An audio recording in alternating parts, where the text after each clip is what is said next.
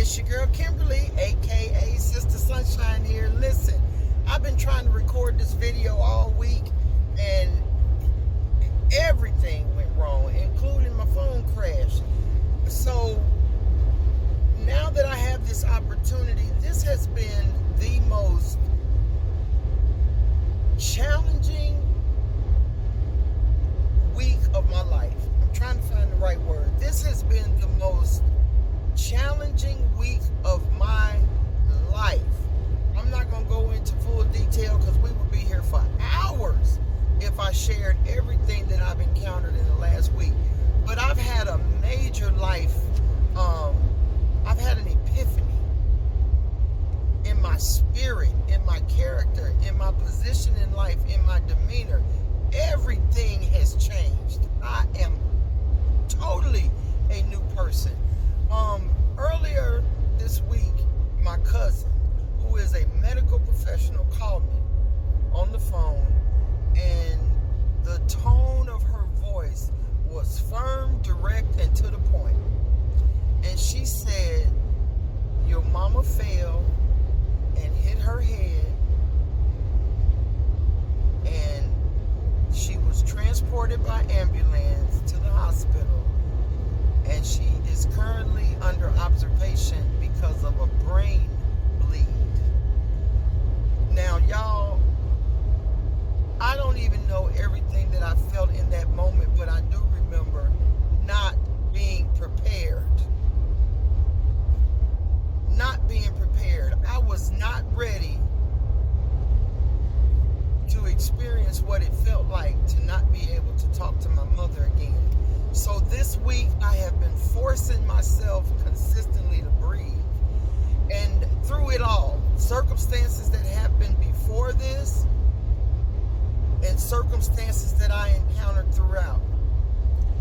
I'm an old lady, and I am at the point in my life where I no longer feel as though I am willing to bite my damn tongue when it comes to outlandish, ungodly, unethical, basic bottom shelf, low energy behavior from anybody. So this has been a very challenging week for me. But I praise God for my awareness and my consciousness, because number one, my mother is doing amazing. And what we found out, that this is what we had to go through, is saying that, okay, see what I'm saying? Every time I try to record this video, something happened. It's telling me that it was overheating because the sun is too hot on my dashboard. So I had to pull over and just praise God.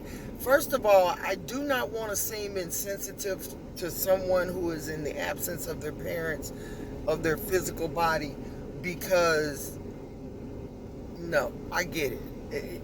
I don't want to feel insensitive, and I have to address that. But what we encountered was a blessing, because she has been telling me that she feels weak and dizzy a lot. So we determined why, and they are correcting it. So she's doing phenomenal, and she's being taken excellent care of, and I'm en route to her now. But what I was saying is that people can, okay, there is the perception, I don't know, but this is my perception, that people take kindness, respect, consideration, empathy, compassion, free will, good heart, benevolence as some form of a damn handicap. And that is not at all what it is.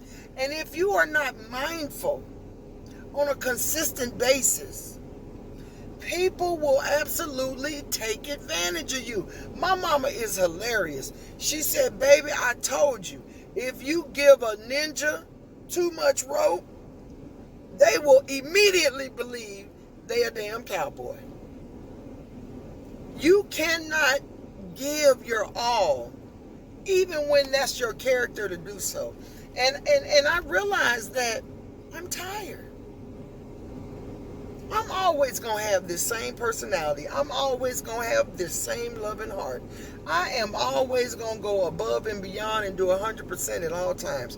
But what I am not willing to do from this point forward is accept, tolerate, go up and down, back and forth, out of my way to accommodate poor, basic, bottom shelf, low behavior.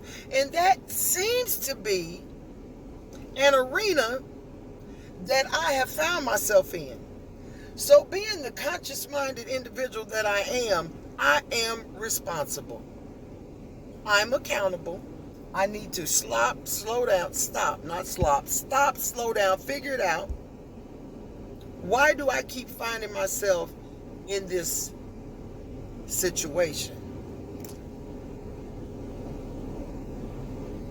where people think it is okay and that something is wrong with those of us who enjoy being loving, kind, considerate, and giving to the people in our immediate proximity? Okay?